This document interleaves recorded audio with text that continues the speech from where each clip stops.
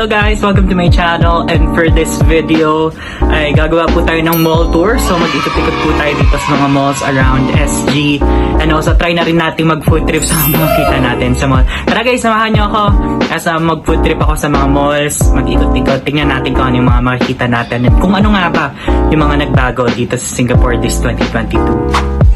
At hindi lang yan guys, I'll be sharing also life hacks, strategies in terms of transportation, kung paano nga ba mag-MRT, kung paano mag-bus.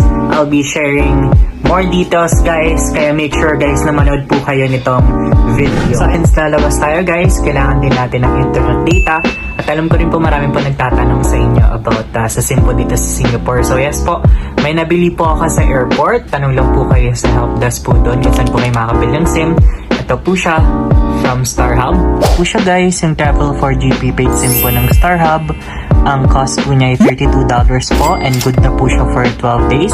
Ito po yung inclusions sa guys, 100 gig local data, 3,000 minutes local outgoing calls, 70-minute IDD018 call, 5,000 local SMS, at unlimited local incoming calls. Now, so super helpful po to guys for our trip po dito sa Singapore. Ayan guys, before we travel, of course, medyo mahal po ang taxi dito at Grab sa Singapore. So, kailangan po natin mag-public transportation. So, ito po siya, yung EasyLink card na pwede nyo pong gamitin. So, ayan guys, ito po yung EasyLink card po nila. Ayan po siya. And yung card po ay mabibili nyo po siya sa may MRT. So, punta lang po kayo doon sa may help desk. And then tutulungan po nila kayo kung paano po kayo makakuha ng EasyLink card. Yung EasyLink card po, ito pong nabili ko, ito mismo is $10 lang po siya, and then may laman na po siyang around $5 to $7. Ayan. Kung loloadan nyo naman po yung EasyLink card nyo, pwede po sa MRT at pwede rin po sa 7-Eleven. Yung una ko po siyang niloadan ko po siya sa 7-Eleven ng $10, and then may charge lang po silang 50 cents. At ayan guys, so maganda po sa EasyLink card is pwede mo siyang gamitin sa MRT. So hindi lang po sa MRT, pwede rin sa bus. So parang ito na talaga yung pinaka magiging key mo para makagala ka. Kaya samahan nyo ko guys as we travel, mag-bus tayo and mag-MRT tayo using this EasyLink card.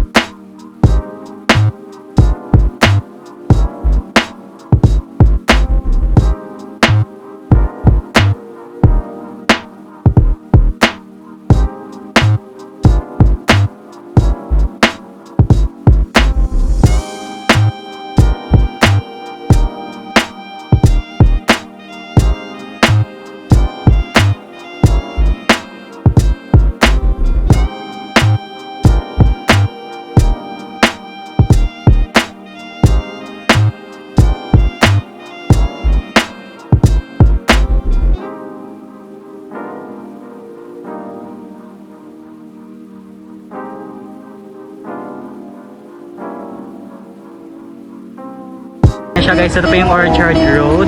Ayan, sobrang lalaki po ng mga building. Ito po yung Ion Orchard. Ganyan siya kalaki, grabe, ang ganda. Grabe, puro mga branded agad yung mga ano dito. Yung una nating mall, Ion Orchard. Yan siya, dito siya banda guys. Merong MRT station na papunta po dito sa Ion Orchard.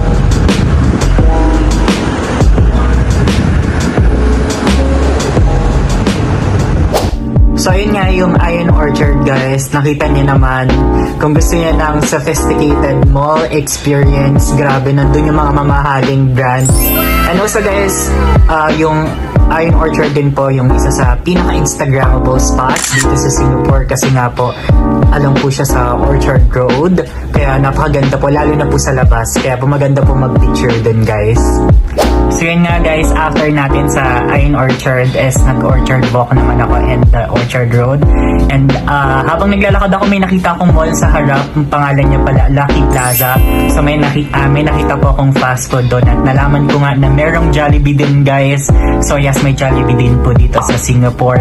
And pagpasok ko doon sa Lucky Plaza, nagulat ako, sobrang daming Filipino shops. And tawag nga doon parang Filipino mall daw siya, lalo na kapag Sunday, sobrang daming Filipinos daw doon. Kaya samahan niyo ko guys, try natin yung Jollibee dito sa Singapore, tingnan natin yung difference. So ayun guys, nandito na ako sa Jollibee. Meron pala dito sa may Lucky Plaza. Ayan siya guys.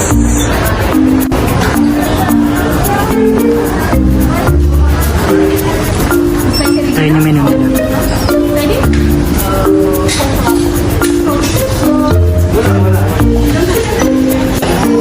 So ito yung tinry ko guys, yung nasi lemak o yung chicken tenders. Wala niyan sa atin.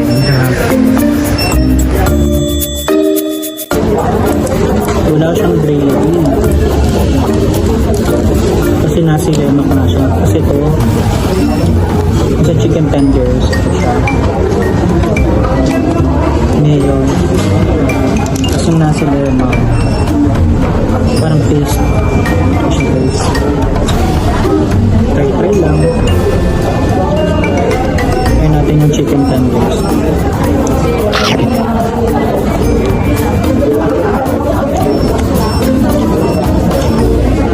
Usual lang siya na lasa.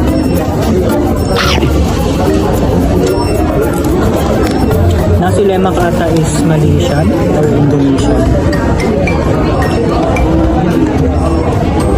Try natin siya.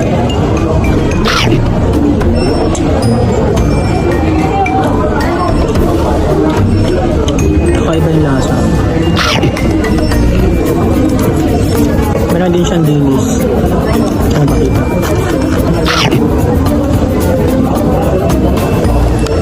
Nakapanibago.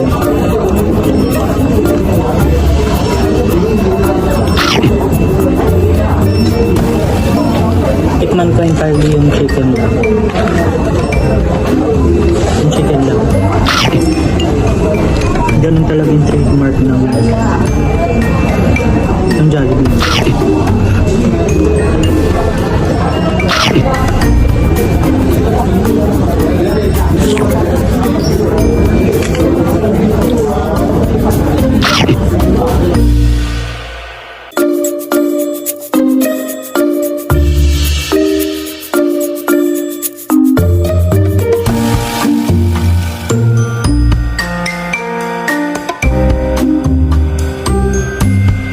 One eternity later.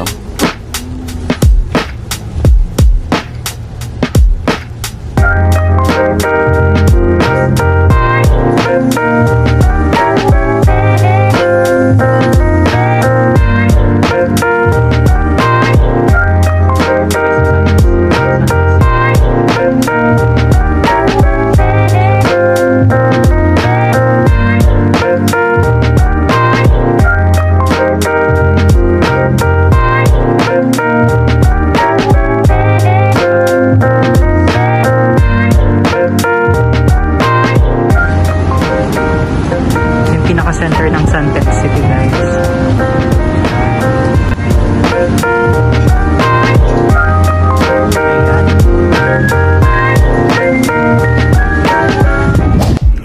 So ayan guys, from Lucky Plaza Mall, sumakay lang ako ng bus papuntang Suntec City Mall. And nakita nyo naman sa video guys, yung Suntec City Mall. Ordinary, maganda rin siya, and napakalaki din. Super Instagrammable din sa Suntec City Mall. Kaya isa din to sa biggest mall dito po sa Singapore. And ayun nga guys, may nakita akong McDonald's, kaya nag-food trip na rin ako. Ayan. Makita din natin guys kung anong difference ng McDonald's dito sa Philippines. And guys, try naman natin yung McDo.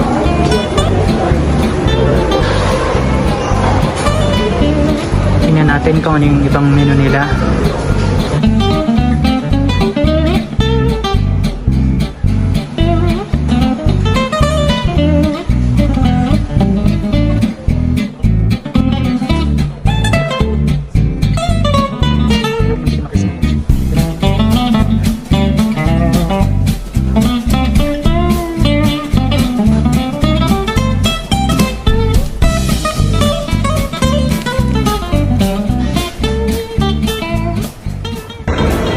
in-order ko sa McDo guys.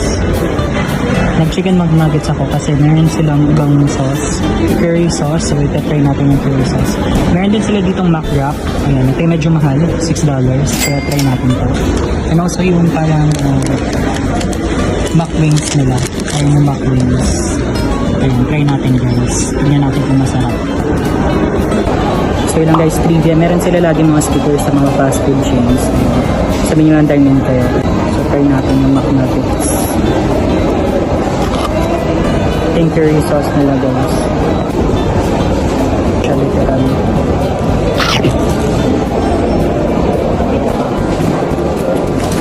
Ito siya with the curry guys. Ito naman yung McWrap.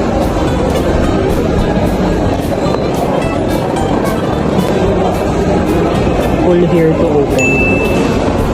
Guys, meron siyang sa chest. Nice.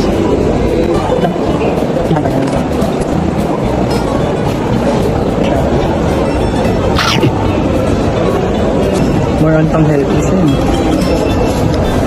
Kasi puro gulay, oh. Yung mga meat, nasa dulo siya, guys. Tapos yung McWings naman nila. Ayun yung McWings. Ayan. Turn natin sa ketchup. Medyo hindi sila nag-gravy dito, guys.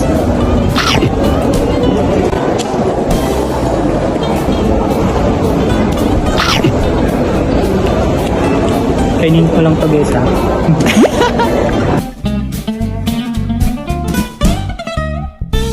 1,000,000 zillion jillion dillion cotillion times later.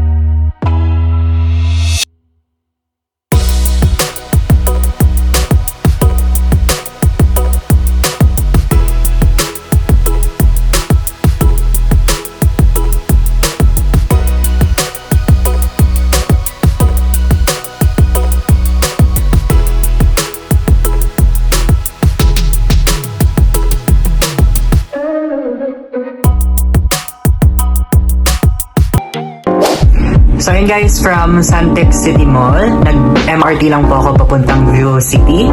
So pagdating ko sa Vivo City, nagulat ako kasi sobrang daming tao dito. And sa lahat po ng mall na napuntahan ko, ito yung pinaka gusto ko kasi parang meron siyang Mall of Asia vibes. Sobrang daming food stations. Sa alam ko, ito rin yung pinakamalaking mall dito po sa Singapore. Sobrang daming pwedeng bilhan. And kung babalik ako guys, dito ako pupunta ulit kasi sobrang comfortable ako dito sa mall na to. Kasi parang Mall of Asia vibes nga siya. Ako sa Instagram ko din guys yung sa labas po ng Vivo City Mall. Yun nga lang nung pagdating ko doon umuulan. So hindi na ako nakalabas. Pero makikita niyo naman tong picture. Ayan siya. Yung picture po ng sa labas ng Vivo City Mall. So guys, hindi na ako nakapag food trip sa Vivo City Mall. Pero share ko na lang din sa inyo guys na nakapag KFC na din po ako. Na-try ko po yung kanilang crispy chicken tenders and yung kanilang curry rice bowl. Ayan. Goods na din naman sila guys. Yun nga talaga.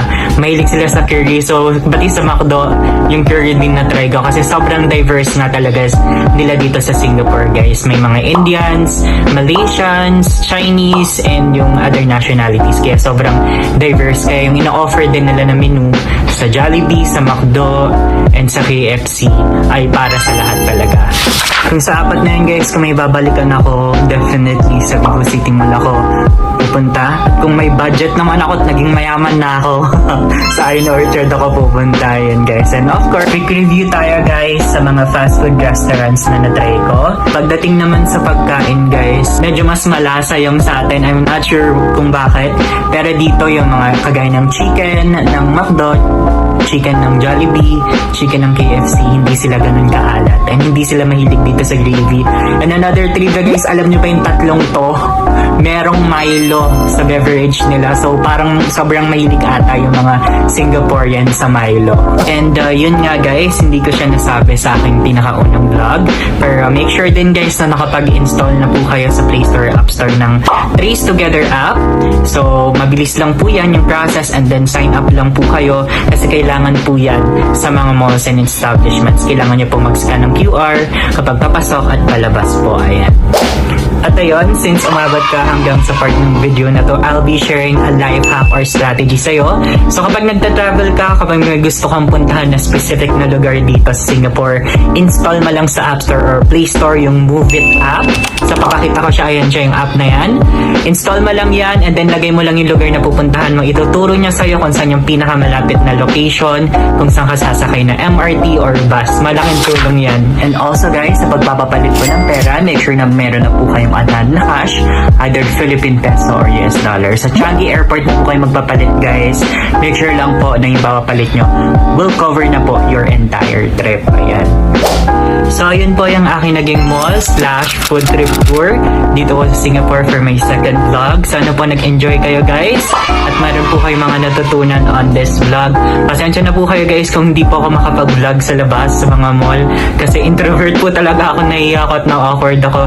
Pero I will do my best guys, at abangan nyo po ang aking part 3. Meron tayong part 3 guys, at yun ang aking magiging Universal Studios Singapore tour. So another good to know, open na po siya for tours guys. Samahan nyo ako at abangan nyo guys ang aking magiging third part of my vlog. Kaya guys, if you haven't subscribed yet, make sure na nakapag-subscribe ka na, nakapag-like ka na ng video na to, and comment down below if may mga questions ka pa or may mga gusto kang places na puntahan ko.